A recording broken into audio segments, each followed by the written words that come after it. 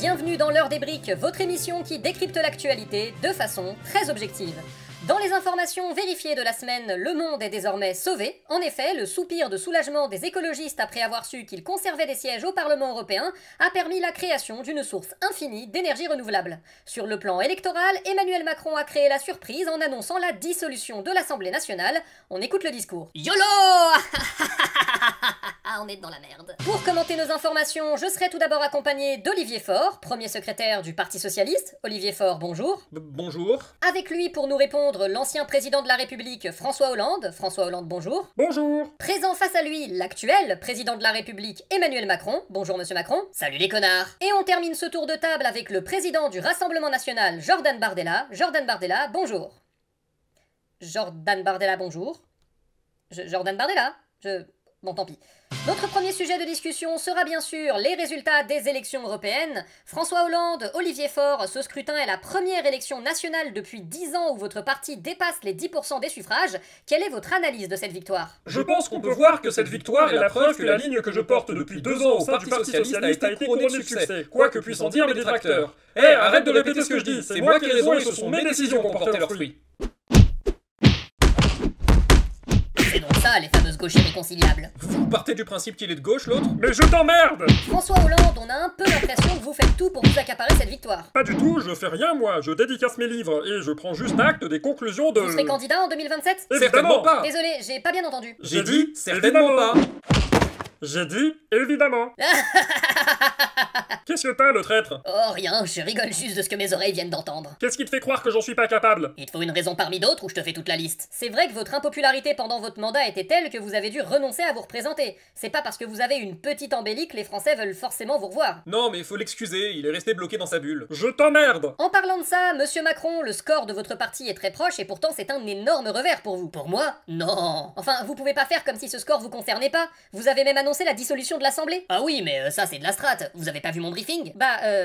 Étape 1, je dissous l'Assemblée nationale. Étape 2, on laisse le RN gouverner pour prouver à tout le monde qu'ils sont nuls. Étape 3, on prend une giga branlée. Étape 4, attendez, je recommence. Oui bon ça va, et l'autre là, il dit rien depuis tout à l'heure. Eh oh, Merdella, t'es sourd? Ah, attendez, je sais, la campagne est finie, monsieur Bardella. Fini? Oui, c'était dimanche le vote, vous avez gagné. Vous êtes sûr? J'aimerais mieux pas, mais oui.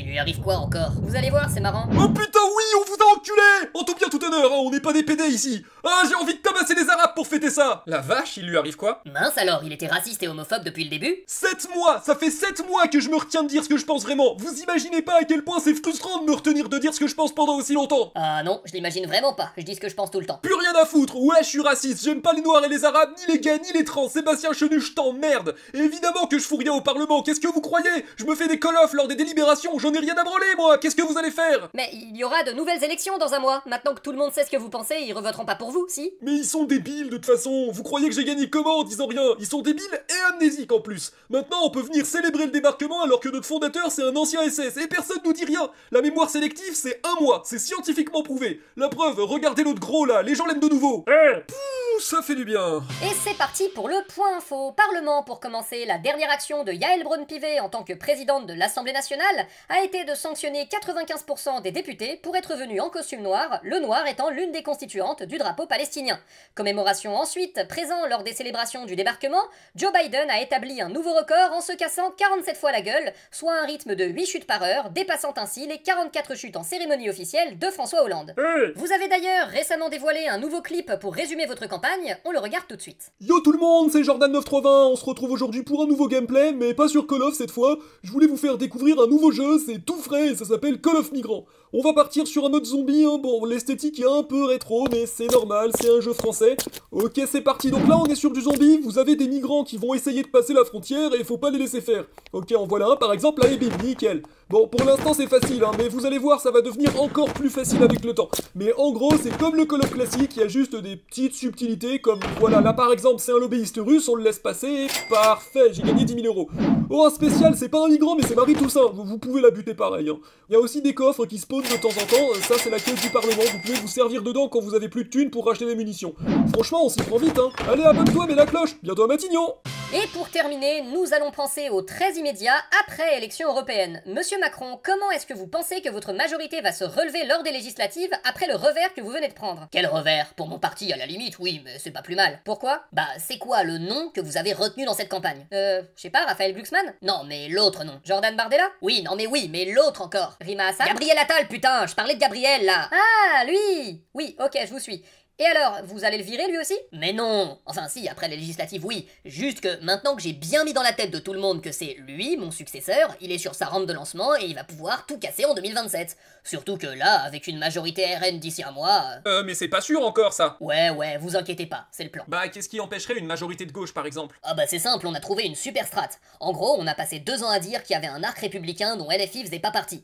Et du coup maintenant, quand la gauche va se retrouver au second tour dans la plupart des circonscriptions, bah on n'aura plus qu'à dire que c'est la faute de la gauche si le RN monte et qu'il faut du coup pas aller voter pour elle parce que c'est pareil que le RN. Vous pariez sur les 15 électeurs qui vous restent et qui sont pas revenus chez nous? Commencez par arrêter de vous engueuler, on en reparle. Quoique, ceci dit, non, continuez, ça nous arrange. Olivier Faure, l'effondrement potentiel du macronisme pourrait effectivement vous profiter, mais la gauche n'est pas pour autant en bon état à l'heure actuelle. Je suis d'accord, c'est pour ça que maintenant que les questions européennes ont été tranchées, la gauche doit retrouver le chemin de l'Union pour les nouvelles législatives. Vous êtes marrant de dire ça alors que votre candidat a passé 2 mois à nous faire le couplet des gauches irréconciliables. Oui, Raphaël a bien écouté mes conseils. Maintenant, le PS doit redevenir la force motrice qui mène la gauche au pouvoir avec un programme de droite. C'est ce que les écologistes pensaient après 2019, et ça s'est mal terminé pour eux. Oui, mais eux, ils passent 5 ans à s'entretuer avec leur démocratie interne. Vous aussi, vous avez des votes d'orientation, non? Oui, mais nous, on les truque, les votes, donc on s'en fout. Oui, enfin, vu que tous les courants trichent au Congrès, au final, on peut dire que ça s'équilibre un peu, quoi. Tout ça pour dire Hollande 2027. Parfaitement, tu devrais te représenter tout seul. Tu vas forcément faire un super score. Moi je dis, crois en tes rêves. C'est marrant, quand c'est toi qui le dis, j'ai un peu moins envie. Bah pourquoi? Oh, vous savez, ça fait 5 ans qu'il a décidé que tout ce qu'il pourrait faire pour vous faire chier, il le ferait. Voilà, donc je vais faire l'inverse. Super la NUPES, vive l'union de la gauche, Front populaire. Mais autour de moi et sans Mélenchon, faut pas déconner non plus. Et putain. Moi je dis au contraire, vous devriez laisser Mélenchon vous diriger. C'est nouveau ça. Mais enfin bien sûr, c'est certain que cette saloperie d'islamo-wokiste est la meilleure personne pour vous représenter. Il est bizarre, non? Non, je crois qu'il a juste regardé les sondages.